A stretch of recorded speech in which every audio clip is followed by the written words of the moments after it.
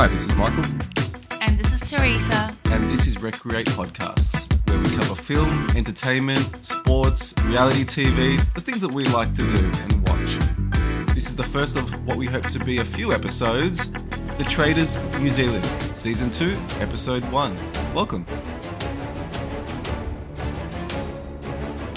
Recreate Podcast, Traitors Season 2, Episode 1. There's going to be a lot of spoilers ahead. This show is intended for fans of the show, people who have already watched the episode. So yeah, if you haven't seen it, go check it out. Otherwise, there'll be plenty of spoilers. Now, the Australian show was cancelled, unfortunately. So now we're left with the New Zealand show as our only Australasian, Tasman version of the show to enjoy. Most seasons around the world are onto their second and third seasons. I felt like it was such a shame that the Australian season was cancelled because I really liked the ending. I like how Camille had actually outplayed Sam. And I was actually Blake, and I was a very big fan of that. I loved it too. I thought it was, a lot of people were frustrated by the fact that there was no clear financial winner and that it was a waste of time, but I loved it. The irony of a heist that goes wrong and the traitors betray each other, it was poetic. I loved it. I'm really disappointed they didn't renew it for a third season, but it is what it is. I'm sure there's other factors behind the scenes that we're not privy to. And so I guess here we have the New Zealand season, which we are very excited about and which we love. And we love New Zealanders. We just recently went there on our honeymoon. So this brings back a lot of warm memories. Beautiful country, beautiful people. Enough about us, more about them. So the format of the show, just a quick rundown. The faithful and the traitors are put together in a household, 22 people. They have to find out who the traitors are, and each night they are murdered. Very much your Cluedo murder mystery manor type game that you may have played. Very Poirot-ish. The winner at the end of the show, whether it be a traitor or a faithful, gets 100,000 New Zealand dollars. Why do we like this show, Teresa? Well, I guess like what you said, it reminds me of the childhood games that I used to play, like Cluedo, and you're always trying to find out and be one step ahead as to like who the murderer is. It's very interactive.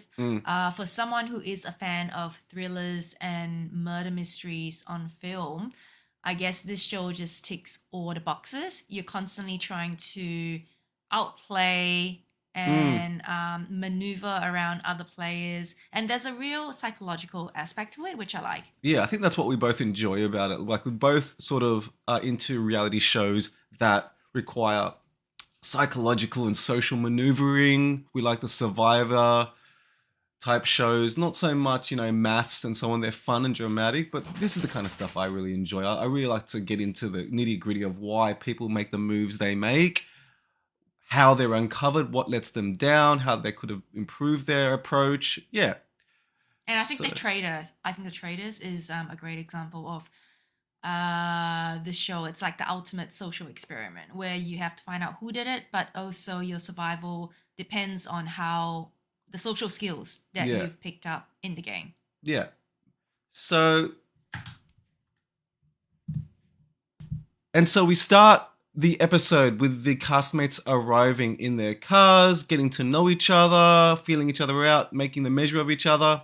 And in the first car, Mark quickly announces, "I am a game master," and he looks very much the part of a game master. Your Dungeons and Dragons type of dude.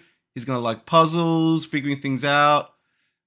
Yeah, and we move on to the second car where you have a content creator called Britt. Yeah. So it's interesting that this season there are no celebrities, and I like that because from previous seasons of Traitors in the US, where celebrities have come in, I find them to be very performative, and I don't feel like they're actually trying to solve the murder as opposed to being concerned with how they look on camera. Yeah, and that's a fair point. I think season 2, especially, I think it was, of the American season, the show was entirely reality stars. It was literally like housewives over here, Survivor people over here. It was nuts. The whole show was performative. And so you had like characters like Kate who were just being, putting on performances and playing a character, really, rather than playing the game.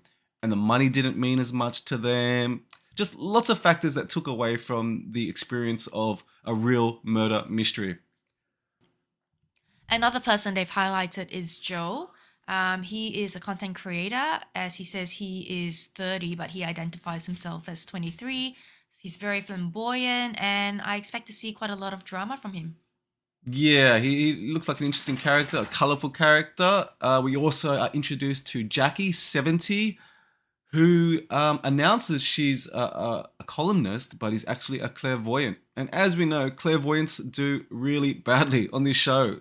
Yeah, It'll be interesting to see how far she comes along. yeah, Location. We're introduced to a new location for the season. It is at Claremont Manor. As opposed to the first season, which was at Woodhouse Mountain Lodge, that felt a lot more corporate, more resort. Whereas this house, Claremont Manor, it's a heritage house. It's beautiful, it's very gothic, and it is the perfect setting for a murder mystery game. yeah. It has that whole, manor feeling, the old English estate feeling that you really want. You expect butlers to come out, a fireplace, a pool room, all the elements that make up a murder mystery. Whereas the other one, yeah, the rooms felt very corporate, very cold and clinical. No romance or history to it. You need that, I think. And so we arrive at the manor, and Paul Henry greets them as always in his resplendent self, very dignified, very, very respectable looking. And the castmates arrive and they're greeted with Sam Smith, last season's co winner, who carries out a tray of wine. And we immediately noticed that the wine has a bunch of Chardonnays and maybe a couple of glasses of rosé. So a bunch of 20 white wines and two rosés. Yeah. Well, this is clearly a test to see who will stand out from the crowd. And what would you do? Like, if you spotted the wine glasses, would you pick the red or the white? I always like to fit in early on. I think as a strategy, I think it's better just to blend and lay low rather than stand out. I think the tall poppy gets cut early on in these types of shows, but we'll see. And as we do see, the two glasses get taken by Molly and Whitney. Molly and Whitney. Okay, so they immediately set themselves apart as I think they act like they didn't know what they were doing, but they quickly catch on that hey, there's something to this.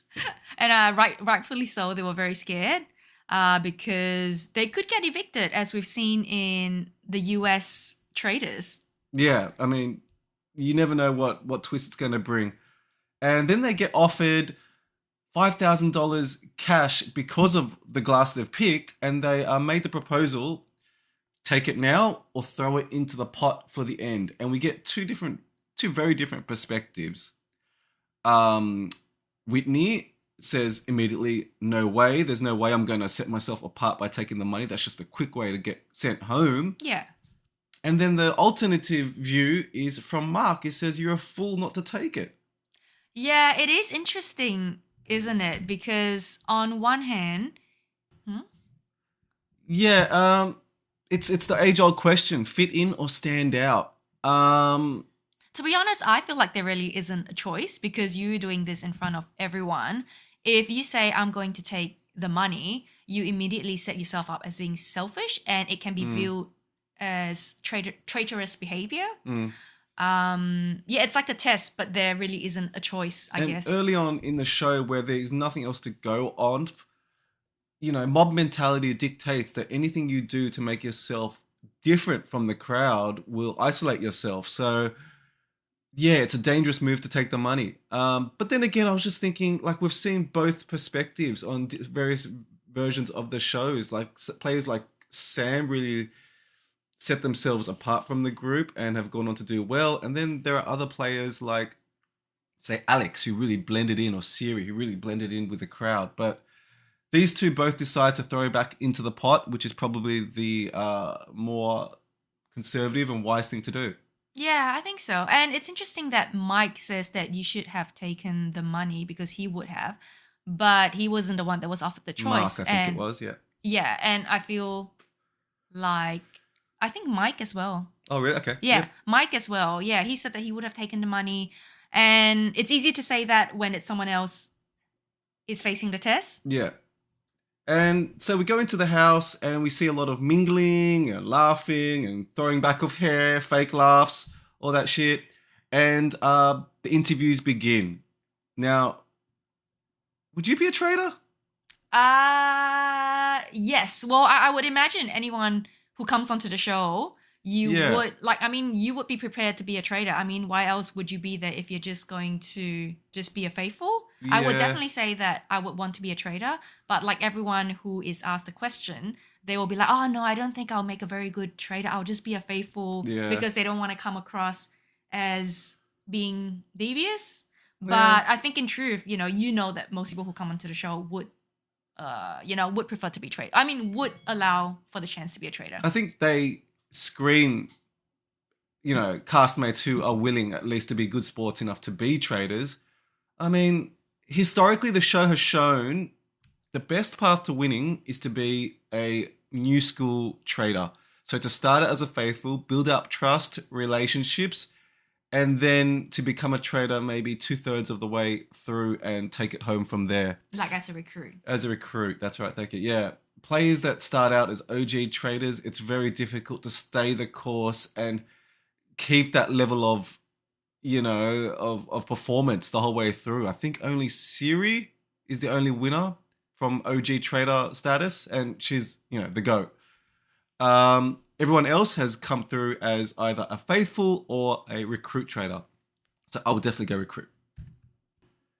While the contestants were mingling and getting to know each other, we noticed Mark taking out his notebook straight away, jotting down everyone's names and perhaps characteristics that he might have noticed. And he's really making up himself to be like the Sherlock Holmes of the show. Yeah, it's odd behavior, man. Like being at a party and someone takes out a notebook and literally writes down I'm sure he's writing down names, but I think he's probably writing other notes too, like Michael, black hair, weird, possible traitor, right in front of them. Like it's very odd behavior. He's a different bird. I'll say that. Yeah, I think he's really setting up himself to be someone who's very different and going to play the game on his own terms. Well, I think that's the thing. He seems like someone who's going to play the game, but maybe he's not going to play the game, the social game, the interaction game, and he's going to treat it like a video game with no other. He's going to treat everyone like NPCs. You know what I mean? Rather than co-players, as if he's the main character, which you get these kind of guys who get focused in and thinking that they're the main character and stop thinking about the social aspect. But as we see, like Yeah. social aspect in these kind of games, It's clutch, yeah. it is the most paramount. Yeah. And speaking of social, we get to Whitney, who seems to be the most, the center of the room, the light of the party, very smiley, very expressional, as she says. She has a lot of expression. Like she fully wears her heart on her sleeve. Yeah, she does. She's like, the Reese Witherspoon of the show, a million expressions per second, man. But yeah, very colorful character. We get, and then we enter the round table room. Oh, wow. This is the exciting part Yeah. where you get blindfolded as a contestant and Paul Henry, he goes around and tap your shoulder and picks you for his trader. Yeah, it's like that game, Dob Duck or whatever it is I used to play at primary school. This is my favorite game. We used to have to go around and pick who tapped your thumb. Anyway, forget about it. Sorry, diverged. And he picks 3 people who are Jane, Mike, and Whitney. No surprise there. So the expressional, the expressionless, and Jane. Yeah, I call Mike Dead Eyes. This dude, he looks like he could be a sniper assassin. Expressionless, very cold-hearted, except for one tell, this massive vein on the side of his head, which pulsates like, oh, if a vein could speak 1,000 words. Wow. I wonder if he's actually aware of it because it is quite tough. You can actually see the vein throbbing in his head. I think as soon as the blindfolds come off. He looks like he's going to pop an aneurysm. It looks very intense. Like I think that's a big tell he's got to try and control. Ooh. Okay, quick question. If you were a contestant, what would you be looking for when the blindfolds come off? I would be looking for changes in behavior, either contrived or tense. So I think people will tend to either be overly extroverted, trying to be natural, or they would clamp up. And I think we see two examples of that. Like Mike, He um, clammed up. he looks sick to his stomach. The dude has gone red. He's very tense. You see tension in his jaw And the vein and the throbbing. vein throbbing. And then you see Whitney, who goes the other way. And Jane, is it? Jane Jane. to another extent too. Yes, I think Terry clocked her. Oh, did you notice, Jane? She took 3 big gulps of water. So there were other people drinking water as well, but I think Very her one observant. was just very intense. Like she was trying Yeah. to calm her nerves. So they were very much, Terry was very onto it. So very good sighting. Could be a good player. But to be fair, they all drink a lot of freaking water. There's a quick montage of them all drinking freaking water. And I feel like it's one of those things where if you think someone is a traitor, you are going to find signs of them Yeah, exhibiting that's right. behavior. So it's almost like a self-fulfilling prophecy. Yeah, exactly. Or being right, but for the wrong reasons. It's one of those ones. He's right, but not necessarily for the right reasons. But, We then go to some social mingling and we see Jackie and Whitney sitting aside with Wirmu. And they are kind of pushing the narrative on Mark perhaps being a traitor. yeah. And obviously the traders do not know who the other traders are at this point. But, yeah, Jackie playing hard from the get-go. She's just, trying to suggest that it's Mark. I don't know. I find this kind of approach very aggressive and Especially so early in the game. especially so early on the game. It's better, I think, to be a little bit more suggestive rather than just a push on players. Otherwise, they clock that very early that you're trying to push an agenda. And you can really make yourself seem like a target as Yeah. well when you push too hard with no really significant proof. Yeah, and she talks about Mark being a gamer and how he's got his cane and how he needs it 1 second and doesn't the next. Oh, very disableist and ableist, conversations going on here. I mean, we have seen from his interview with Paul Henry that he says that he does have an existing condition, Mm, but he is also going to play on it just to garner some sympathy. devious. I love it. And then we come to the challenge. And as is often the case in the traders, these guys are playing for silver bars, which they use to contribute to the pot. The other prize that's often available are shields. So, talking about I don't find the challenges too exciting, so we're not going to hang about on that too much. But they do offer a pretty interesting opportunity to get to know the players a little bit more. And I do clock something. One of the players that we just discussed, who claims to be disabled, running around without a cane. And that is, to be honest, I don't actually quite know what to make about it because Ugh. it feels suspicious.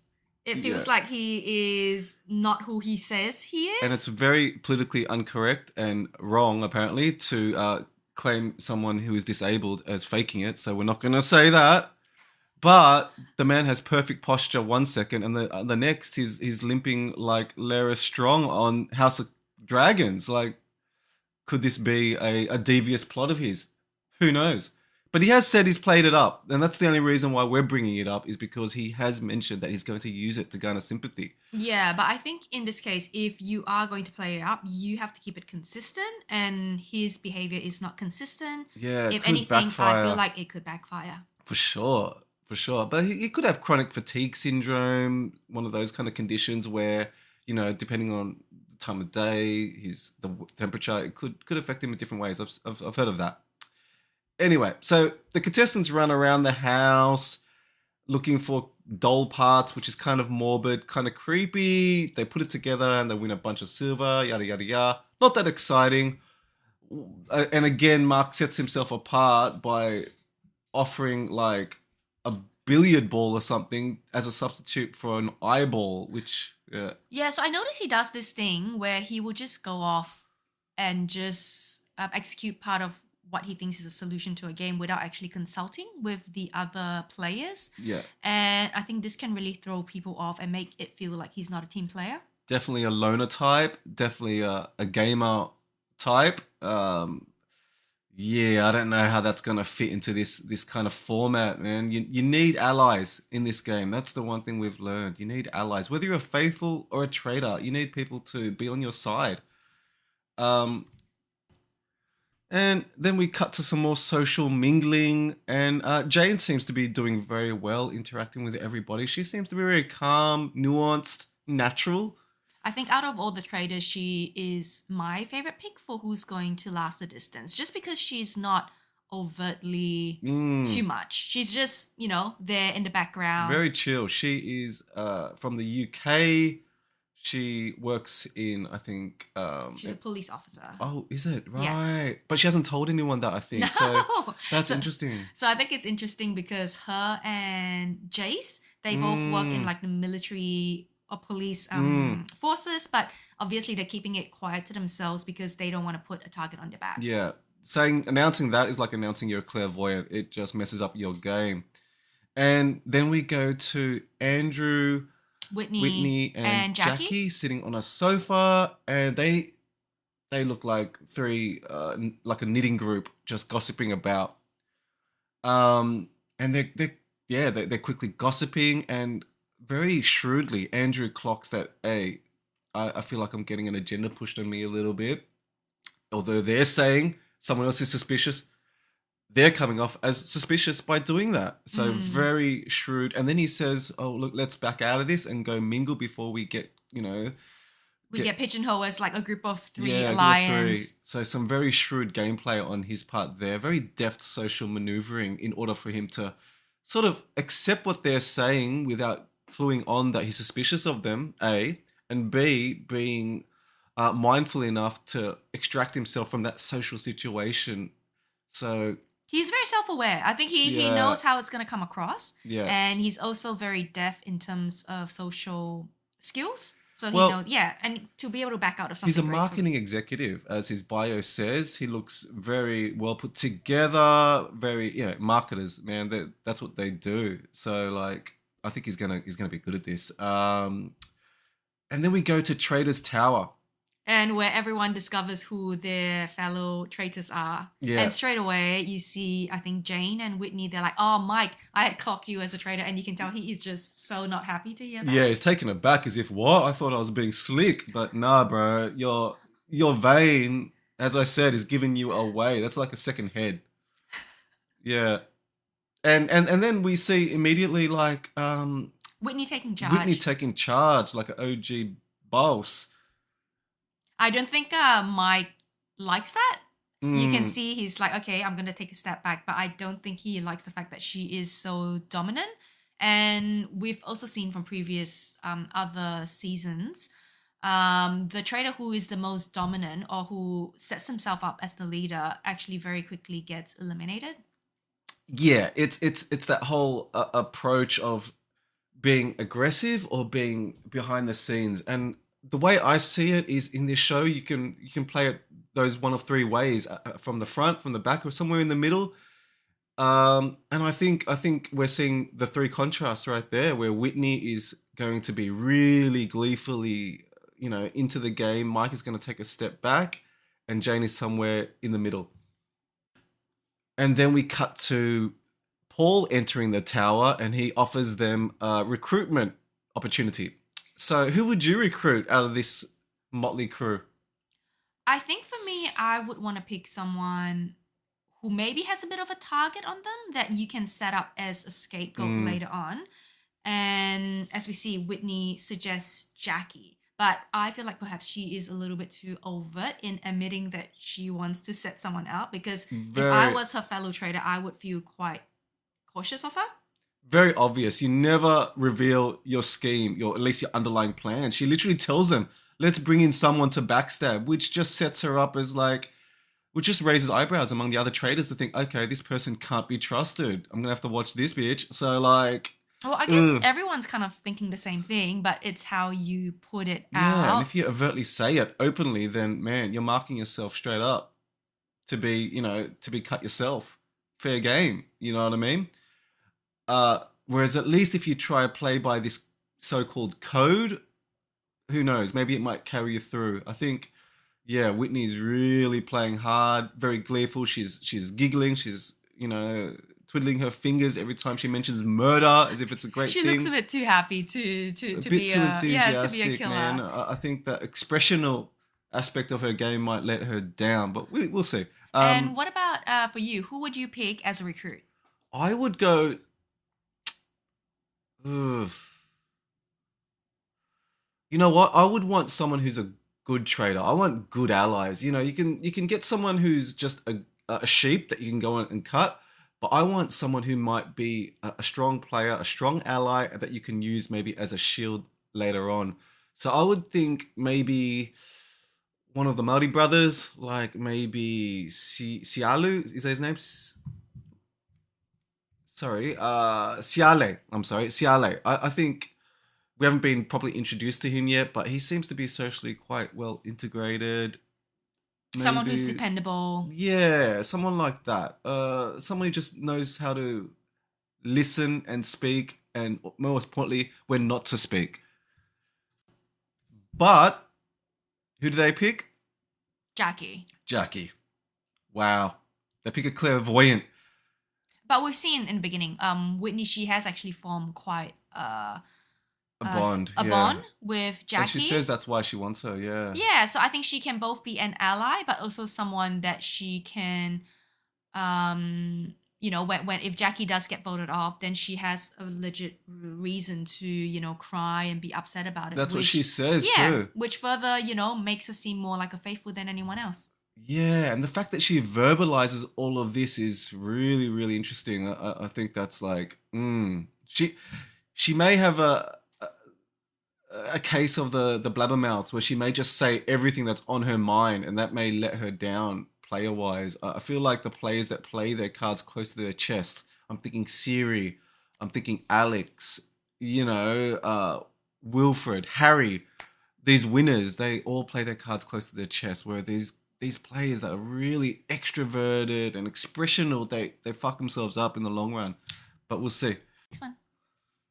I feel like we have to take into consideration the format of the show. If you were a producer on the show, you would want people who are extroverted. You want to ply them with alcohol. You want their tongues to be a bit loose. And Yeah. possibly while filming, a producer might be asking Whitney, so can you please tell the camera why you want why you want Jackie to be Yeah, the good call. recruit?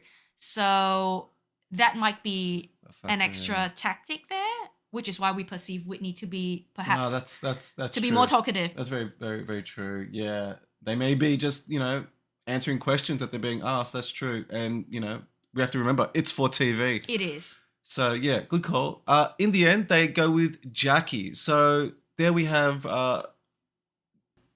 Jackie, the horoscope columnist. So, believe it or not, she actually has a horoscope column. And I've looked it up, Teresa. Taurus, right? Yes. Okay, so I've got some predictions for you from Jackie. You'll be spending more time with friends and family between January and March, which has passed. True? That's true.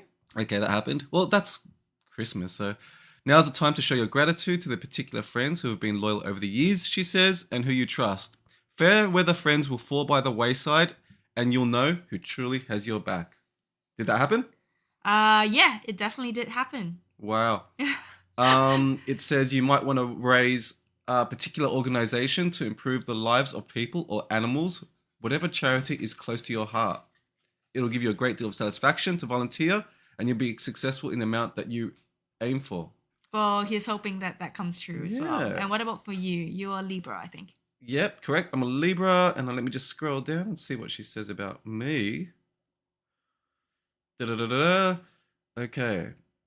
It says that life is all about energy, drive, and keeping busy for myself. My finances will improve early in the year. Stroke of good luck. Well, I just had a Well, wedding. you did get and- married to me, so that's your luck there. Well, yeah, but it cost a fortune, so that didn't improve our finances. It says to get into social media, AI, and explore new technology. We're doing that with the podcast. Thanks, Jackie. Nice. There'll be a prize, medal, and scholarship of some kind for myself. Well, plenty of time in the year. So we determined that she can, she does have some predictions that, have come true. I guess going forward is whether she'll be able to identify who the traitors are based on their energy and chakras and spiritual aura. Let's see how good it goes in finding traitors. That's the main thing. But yeah, interesting stuff. Okay, so that almost brings us to the conclusion of the show. Thanks for hanging with us. But before we do, let's talk about the MVPs of the episode. Who did you have? For me, it's Jane. I like how composed she is. I feel like she's going to be somewhat like already feels like a mum to some of the players. Like they're already hugging her, calling her mum. Yeah, and Weird. she reminds me of Siri from the US Traitors. She's my MVP. My MVP, we didn't see much of him, but Andrew Alamora just looked very suave, very slick, very socially skilled. Yeah, he just has to keep on doing what he's doing and he'll go far. Yeah. How about the worst players? Who messed up a little bit this episode? I think maybe for me it would be Mark, just because I think he's set himself a little bit as being too different from the group. Yeah, he did a lot of things this episode which set himself apart from the group, from the cane to the challenge to making notes while he's talking to people, just little oddities. It's like the school playground sometimes early on in these games, where just, being the bespectacled kid is enough to get you picked on and kicked out of the crew. I know, because I kicked out those kids from my crew. Just joking. So yeah, he's definitely made a few mess ups this episode. Yeah, I think so. I think socially he probably could be a bit more attuned. Yeah. What's your other, which other player do you think? I didn't love Whitney's game. I think she was a little bit too extroverted, a little bit too blabbermouthy. I feel like that's going to come and haunt her later on in the game. I do too. I think like she's so expressive. Everything that happens, she has a gasp or a wide-eyed expression to, and I just feel like, okay, if she keeps on playing like this as a traitor, she's going to reveal herself through her behavior as being a traitor, right? Yeah. I don't think if someone accuses her as being a traitor, she might not keep her composure. Exactly. Or if she goes the other way and tries to rein it in, it's going to show as a change of behavior, like what happened to Jackie. She was so extroverted and bubbly before, and now she's all, quiet and tight. So I just don't see how she can maneuver this game the whole way through, being that kind of energy, unless she's really good at, lying to people's faces and still maintaining it. Who knows? Keep that same energy. We'll see. And so that wraps up the episode, and we're so glad to have you here. Yeah. We hope to be back again soon with the second episode. Thank you for joining us. Hope you had fun. This is the Recreate podcast, and we'll talk to you soon. Talk to you soon. See you guys. Thank you. Bye. This has been a Recreate production. If you enjoyed what you heard, please follow and subscribe. AI Morgan Freeman, out.